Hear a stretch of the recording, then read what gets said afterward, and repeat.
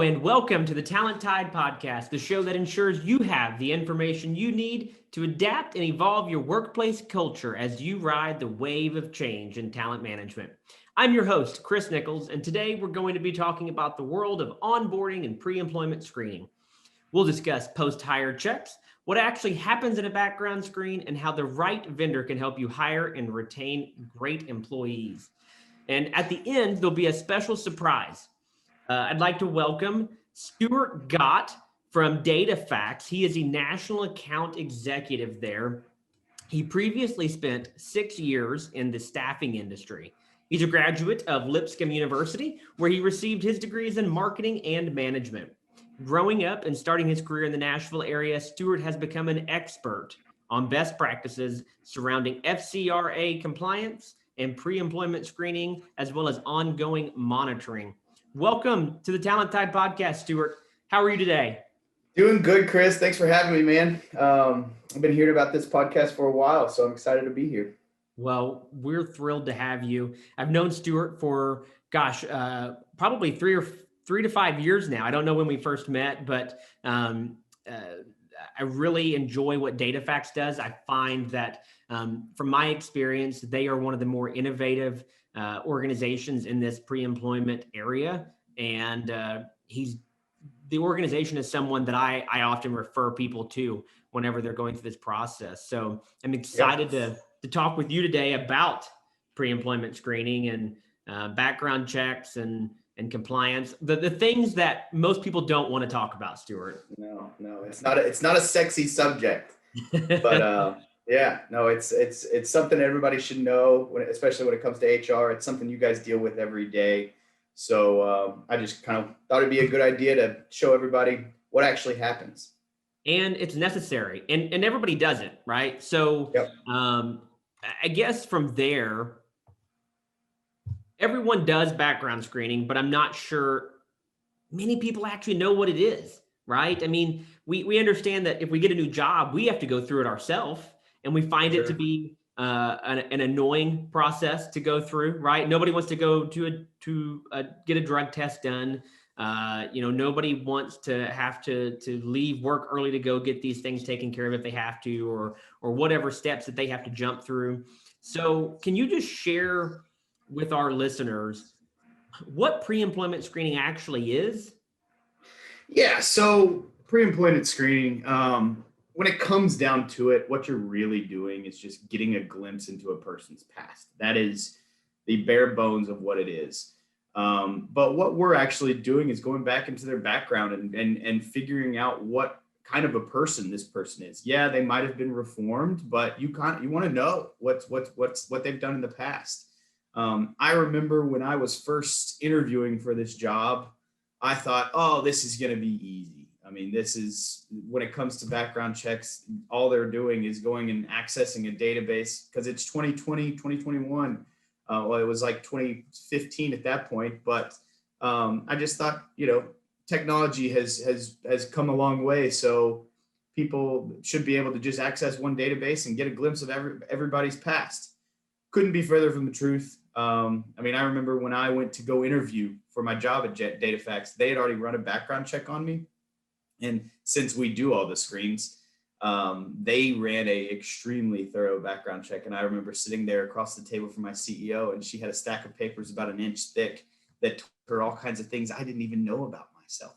So it was pretty eye-opening at that point. And then shortly after I got started, just digging in and figuring out what we actually do, and what from a checking standpoint, what databases we have access to, it was extremely eye-opening. So. Was there anything in that first background check that you didn't want to know was in there? I will say there was a debt that I had that I didn't even know I had. And it was actually something from when I got my identity stolen a couple of years before. And it was sitting there on they had run a credit check on me just to make sure that I was sound financially. And I asked to look at it after I got hired, and I didn't even know I had this debt sitting out there. So yeah, that was a fun cleanup job, by the way. Well, tell me a little bit about what makes a strong partner in this industry, because there are a ton of pre-employment companies out there, right? And I don't want this to be, a data facts sales presentation, but if you could just tell me what makes a good partner. Yeah. So, and I don't want to plug us at all. I know that's not what this is about. This is more about education. But I talk to people every day that are struggling with their current vendor, or just kind of looking to see what else is out there and seeing how their services or processes can improve. And you come across it with these huge, massive corporations. I'm not going to name them by name, but they really get abused by these massive corporations. And when I say abused, I'm talking about, their information not being secure, their customer service just being poor. What makes a really good partner when it comes to this is people going the extra mile. Like I said, this is not a fun topic. This is not an easy topic to talk about.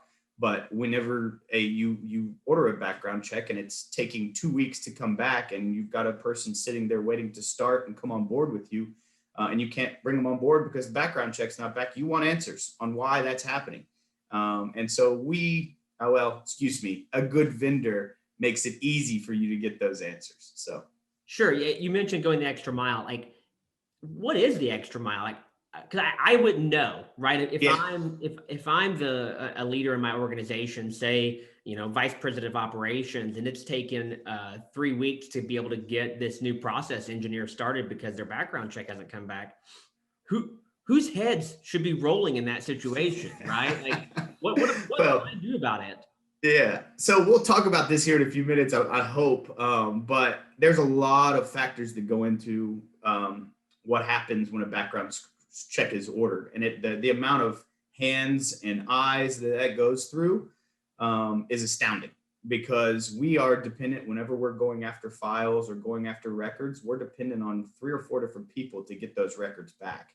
And if there's any kind of glitch in the system, or any kind of person that's out sick that day, that's where the delays can come. And so we do our best to, good vendors do their best to make sure that those glitches are minimized and make sure that those delays are minimized by building relationships with those people that they're dependent on.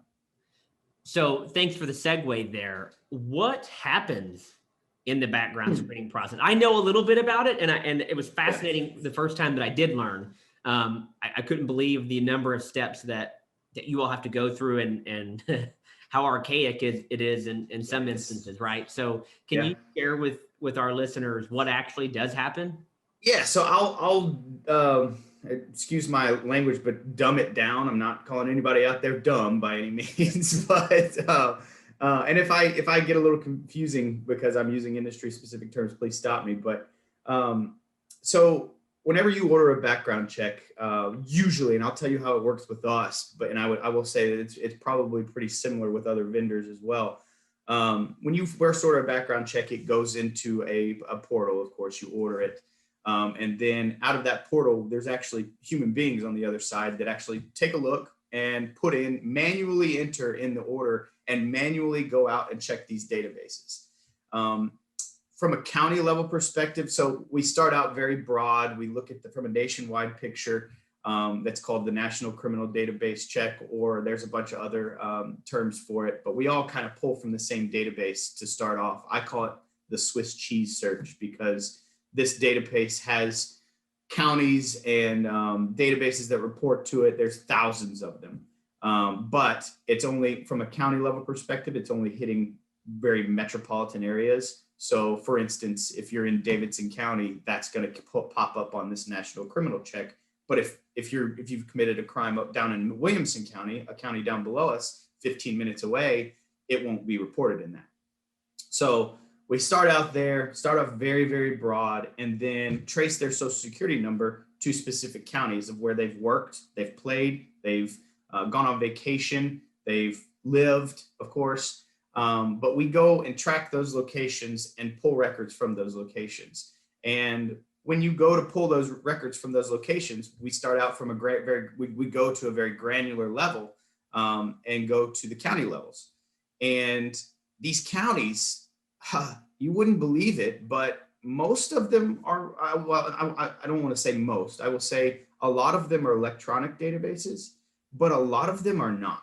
And when I say non-electronic databases, that requires us to send somebody to the courthouse to actually go and access their database, whether that be electronically or go to the filing cabinet, the dusty filing cabinet in the back, and go search for this person's name in that filing cabinet for the record that's on file there, for court their court record or whatever it is. We usually have to pay somebody to go out there and do this.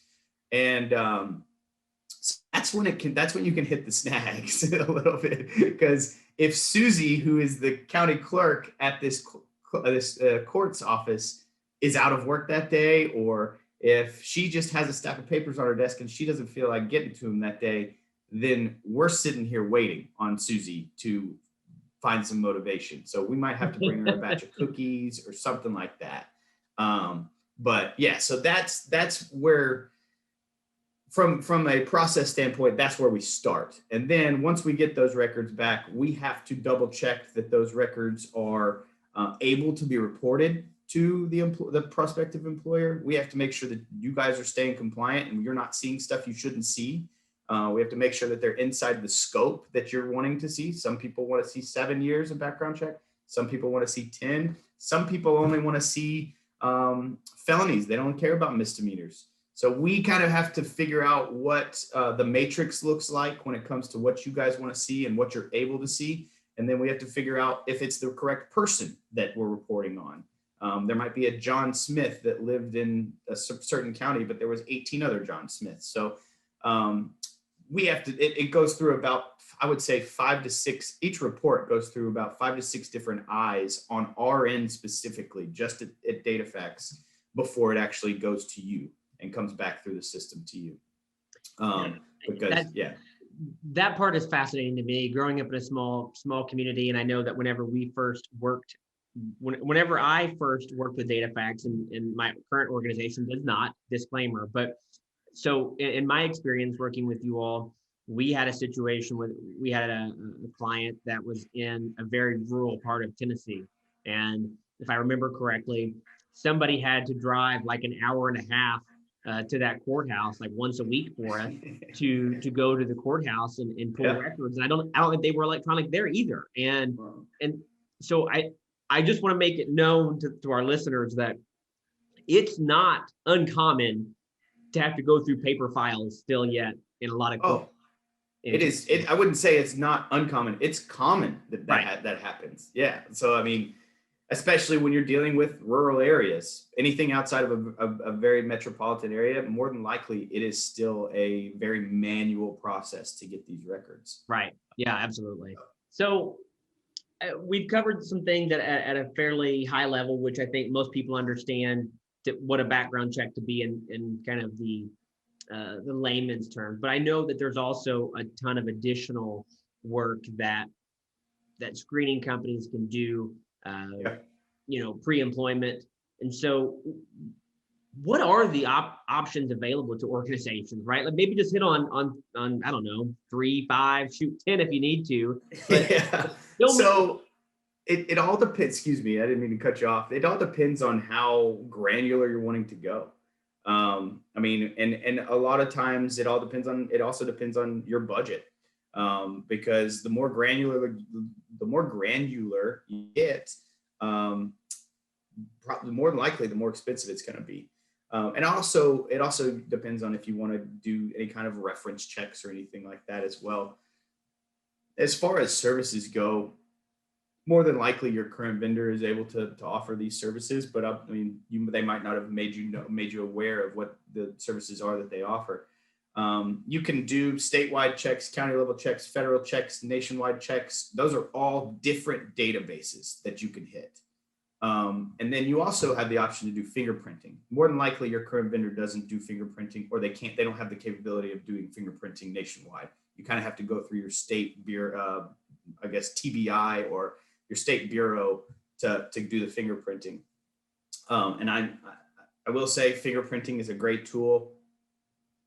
It's got some problems with it, and we can get into that if you'd like to. But As far as other checks that really help employers kind of make sure they're hiring quality candidates, I highly recommend doing the reference checks, doing the employment verifications, doing the education verifications. You would not believe how many people Photoshop, what are they called, diplomas to do education verifications. So the only way to catch that is to actually go to the educator itself and go and verify it with the educator. You can't sit there and say, okay, well, this guy brought me his diploma, I'm good. He's good. He's got his degree. No, you would not believe how many people fake that, because it's easy. It's just a piece of paper.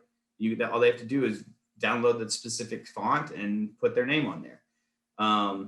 Also with employment verifications, you wouldn't believe how many people lie about their former employers, about why they got discharged there, whether they're rehireable there, and how long they worked there. I mean, the people will fill out an application to come work for you, and they'll say, oh, well, I ended there in February and it's March. Well, if you go back and verify their employer, you'll see that you could see that they've been out of work for 6 months and they got fired 6 months ago, and they're sitting there, there's a reason they were fired. You're more than likely wasn't. Yeah.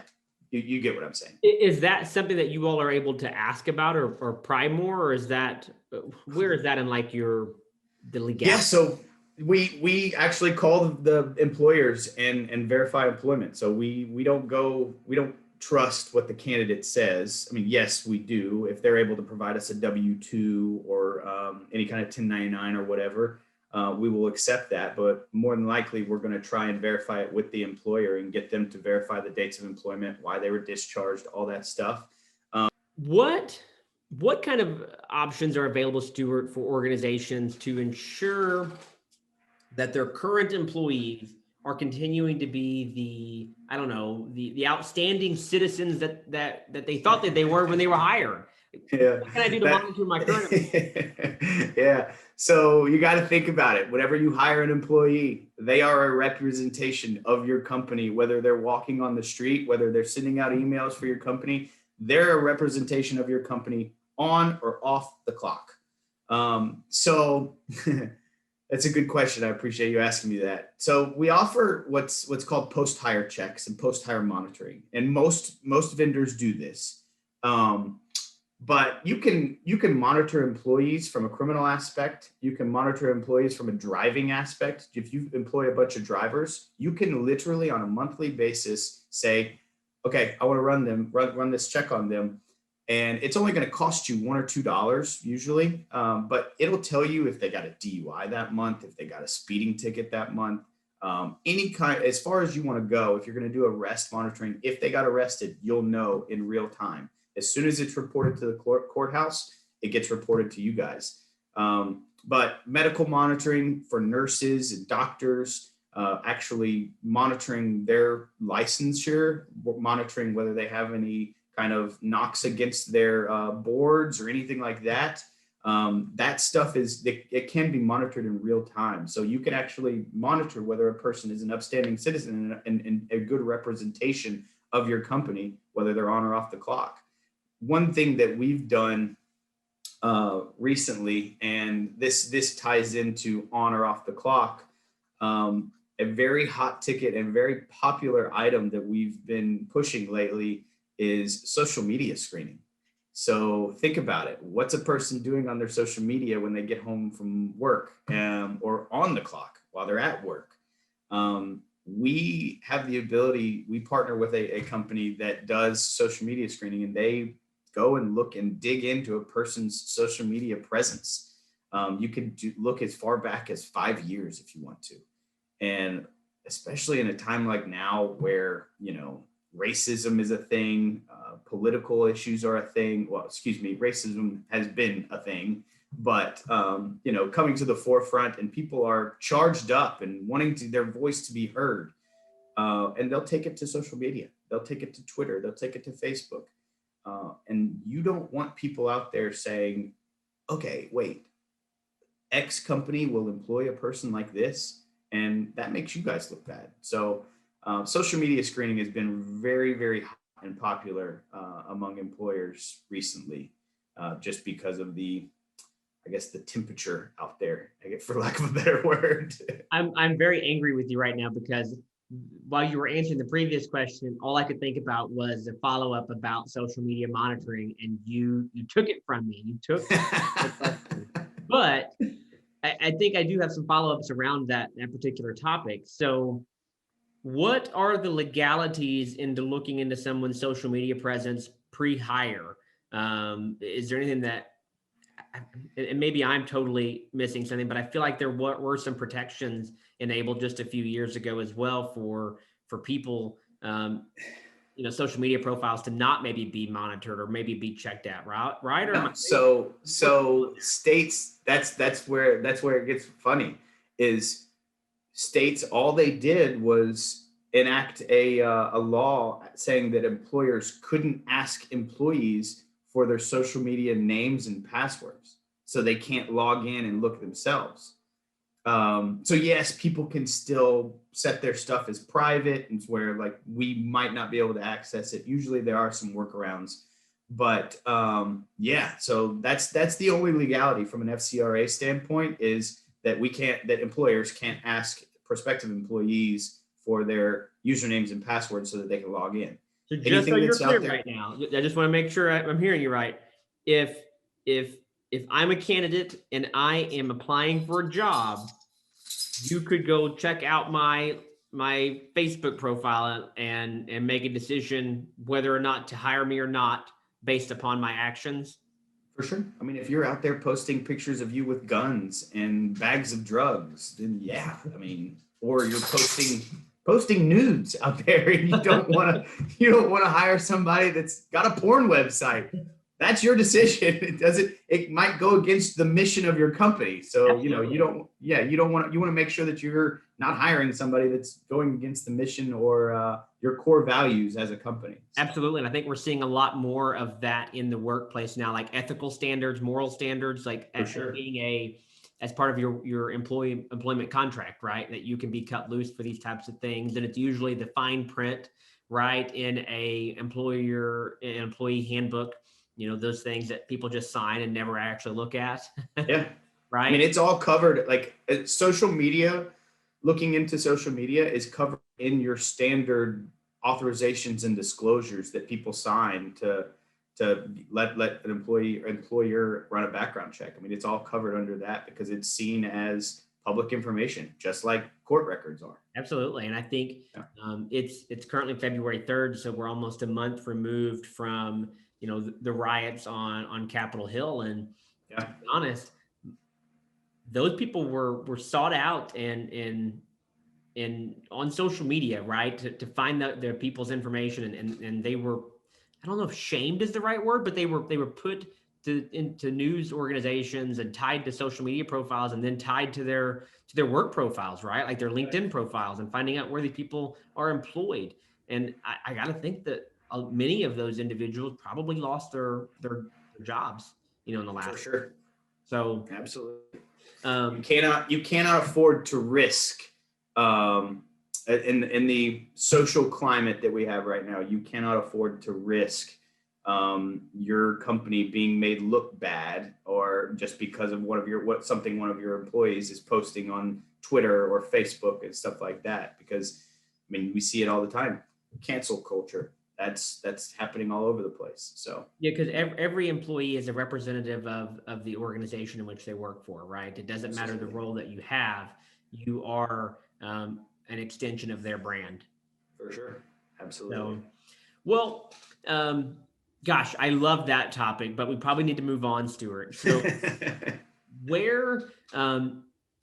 how do organizations like yours help organizations hire and retain quality individuals? And what I mean by that is like not necessarily the basics of background checks, but what is it that makes a difference from a provider level that allows an organization to make better decisions on hiring, and also from a retention area? Yeah, so glad you asked that. Something we do that's a little bit, excuse me, I don't want to make this a sales pitch at all. So this is something all of your vendors should be doing. Certainly you guys, I'm a firm believer in doing reference checks and employment verifications and all that stuff. But when it comes down to doing reference checks and doing professional reference checks, you really need to figure out what the questions are that these vendors are asking.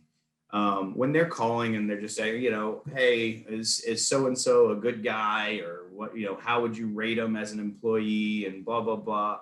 That's not really getting to the bottom line, because when people think about it. If you've ever been called to be a professional reference, you're going to sit there and be like, oh yeah, he was a great person, blah blah blah, he was a great worker, I would give him a 10 out of 10, all that stuff. What you really got to do, and this is what your vendor should be doing, and this is what I'm talking about in terms of going the extra mile, is just following up on those questions and asking why. Why did you give that answer? Why did you rate them a 10 out of 10 when it comes to being a good employee? Tell me about the stuff that they did, and actually providing the employer with that kind of question. And think about it. A lot of times these people, maybe I'm jaded because I see this stuff all the time. Maybe these people are just giving their best friend as a professional reference. People can fake it when it comes to surface level stuff. If I'm just, Chris, if I was your best friend and you listed me as a professional reference, and I get a call from a background screening company, they're just asking me surface level questions, I can probably fake it through that. But then if you start asking why and just kind of digging deeper and going the extra step in terms of really trying to figure out what kind of person this prospective employee is, that's when I'm going to start showing my true colors, that I'm just your best friend and I'm not your old boss, right? And that kind of stuff. So that's where you can really find vendors and partners that will go the extra mile, is on these verification checks. What kind of questions are they asking, and how deep are they going? One thing I also wanted to touch on when it comes to finding and retaining hiring good employees. One thing that a lot of vendors and people and partners are doing right now is doing these checks and the application process a lot electronically. And when I mean that is, instead of me as an HR person for X company, me sitting there and typing in all of their personal information, their social security number, their name, their date of birth, all that stuff. A lot of what these our partners like us are doing is sending these invitations out electronically. So the only information you give us is their first name, last name, and email address. And then we send them an email that says, click here and fill out all of your authorizations, your disclosures, your personal information, schedule your drug test. When I was in staffing, I worked in staffing for 6 years. When I was in staffing, we would send these out, and I would know within 2 days whether the person was going to back out on me or not, because I would know I would know based on their motivation to get their background check done. Because if they went and filled out this background check stuff immediately, I knew that they were motivated to come to work. They wanted the job, and they had nothing to hide. Whereas if they were taking 5 days to fill out all the background stuff and schedule their drug test, I knew that I kind of had a problem child on my plate. I was kind of worried about this guy. He doesn't seem very motivated to get to work, or he's hiding something. So if I would highly encourage, if your partner has that ability to do whether the electronic invite application, I would highly recommend you guys do that. Did I lose you there? No. I got you. Okay. So electronic invites for background screening information. It's a simple tool that can be used as a motivation checker. I mean, especially if you're hiring for high turnover jobs where people come in and they might work for a few days and then get out. Well, this is a good way to check their motivation on the front end. Absolutely. Give them something to do. Give them a job on the front end. This is their first job right there. All you got to do is fill out your stuff for your background check and drug test. Absolutely. On a different topic, but similar. I have a good recruiter that I know.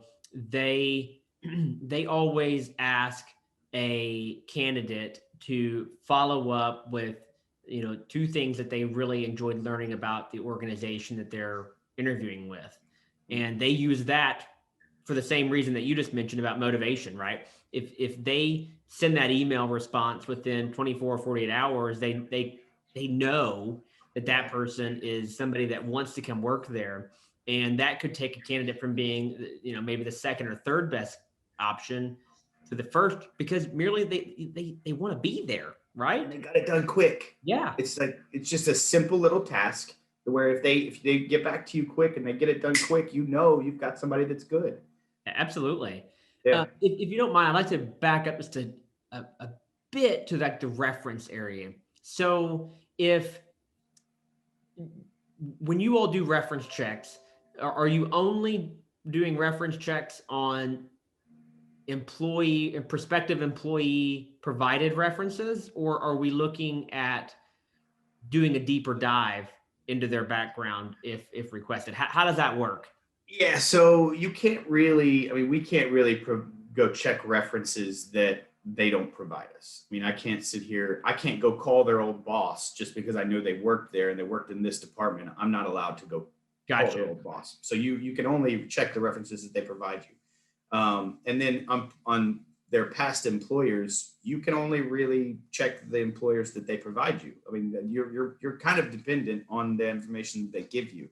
But they're, I guess, applicants and prospective employees aren't really looking to show a 8-month gap on their resume. And so, they're going to try and cover up that gap somehow. And that's where you find that, okay, well, this guy didn't work here from June to August of 2019. He actually only worked there June and July. And we figure out, we get down to the nitty gritty. What happened in August? Where were you in August? Were you working in August?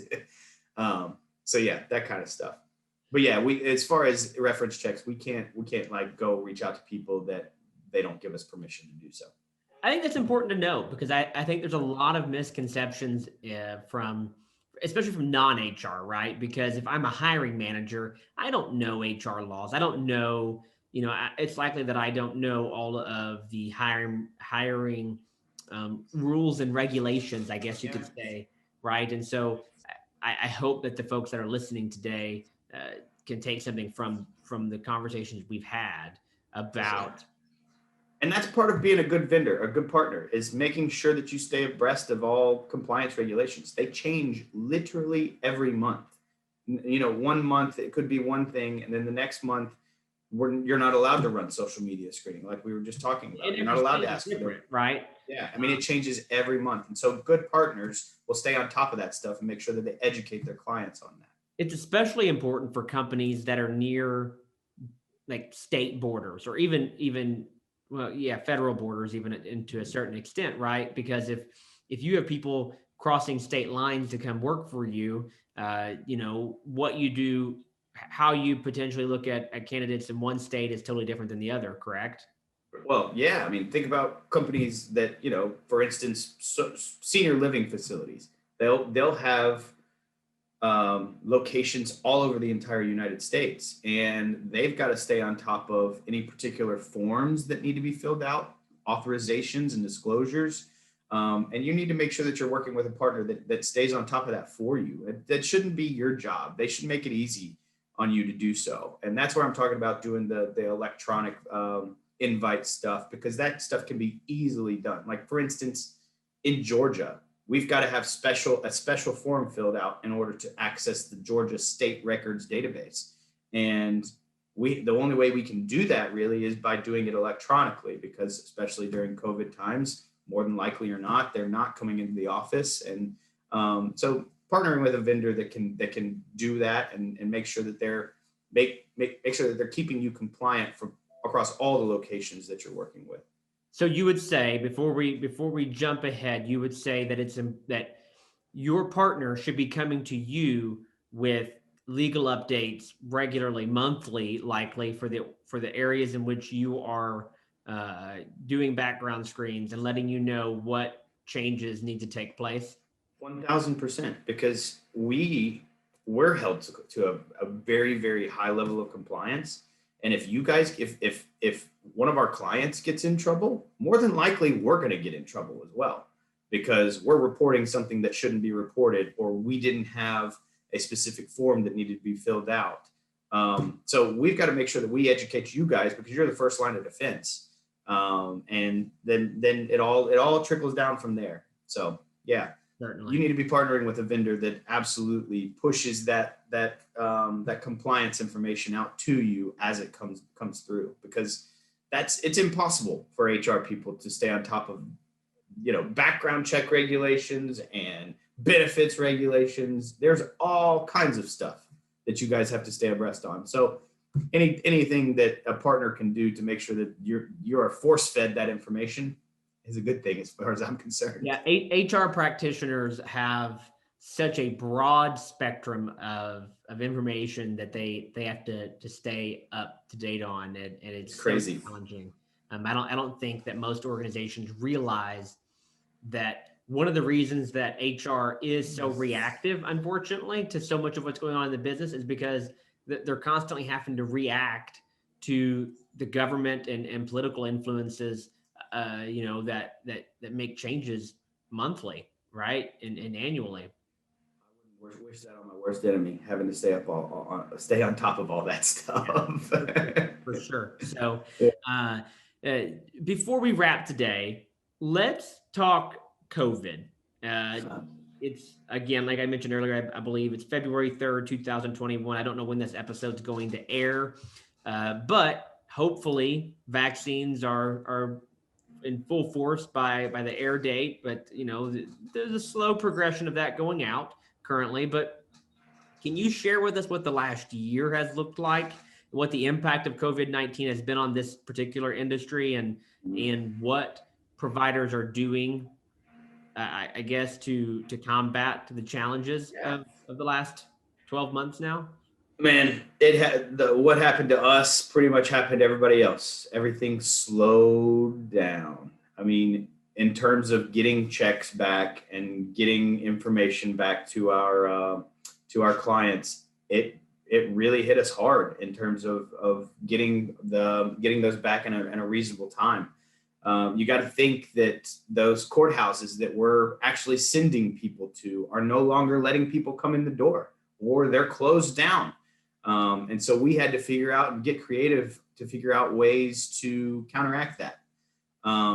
That's the main effect that it had on us. It just slowed our time service down. And I think that's across the board from the industry. Everybody I talk to every day is always talking about, oh, well, my background checks were taking 2 weeks to get back. Well, what are you running? Let's figure out why. And that's what I do for a living, is really provide consultation around that. But more than likely or not, the reason they're taking extremely long is because of COVID. And people don't they don't think about what the effect that had. And it also, in terms of drug screening, it's been tough because these clinics that you're sending people to provide specimens at, say you're sending a person into a clinic and they need to get a DOT physical done. Well, anybody who works at this clinic has to have a special certification to do a DOT physical. And so if that person isn't there that day, then they're going to have to send the applicant back home and tell them when to come back. And so that just prolongs the process. It's been somewhat of a nightmare, but we're figuring out ways to get around it. So, Stuart, that's very interesting. Number one, I know that COVID has affected every industry, and I think it's important to note that, the challenges that come along with background checks and making sure that you're being that you're letting hiring managers know, right? Like what the situation is.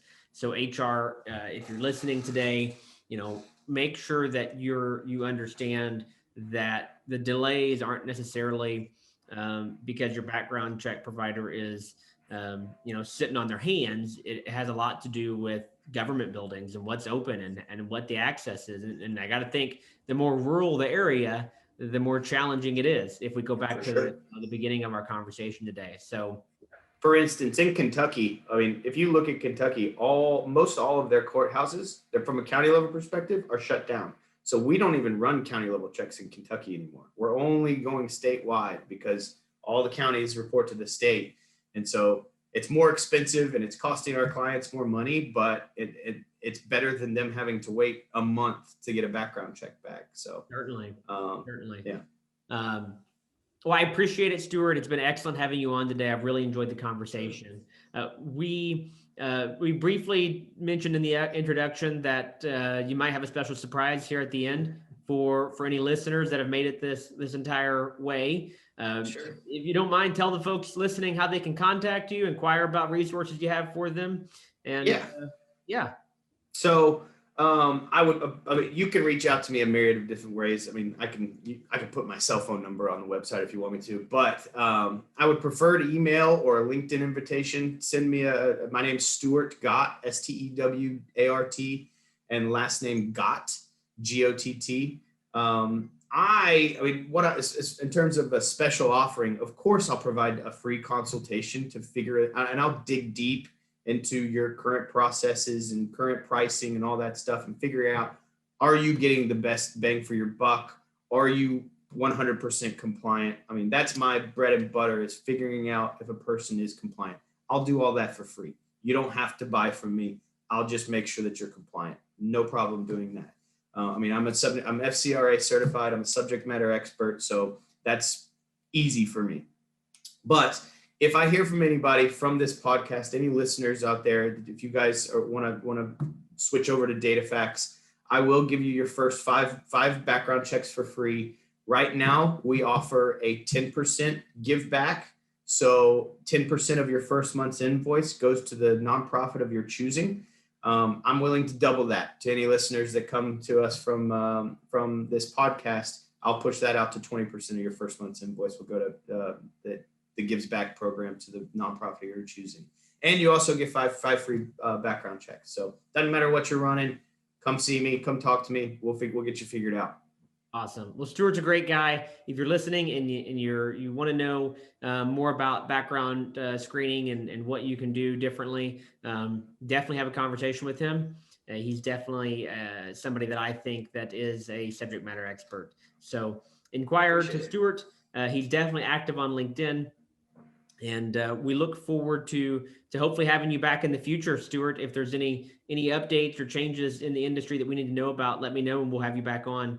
But until next time, this is the Talent Tide podcast. We appreciate you joining and look forward to hearing from you on social media about what you liked, what you didn't like about the episode. Make sure that you follow, like, and subscribe, depending on where you're listening, Spotify, YouTube, Apple Podcasts, Google Podcasts, wherever you listen, subscribe, and you can find the Talent Tide podcast. Thank you for joining. The Talent Tide podcast is sponsored by Endevis. Endevis is a full-service recruiting firm offering a broad range of solutions from professional contracting to retained and contingency search to recruitment outsourcing. Endevis prides itself on its core values of being bold, accountable, help first, passionate, and results-driven to ensure the talent we bring to our partners matches their core values and overall mission. For more information, please visit endevis.com. That is ENDEVIS.com.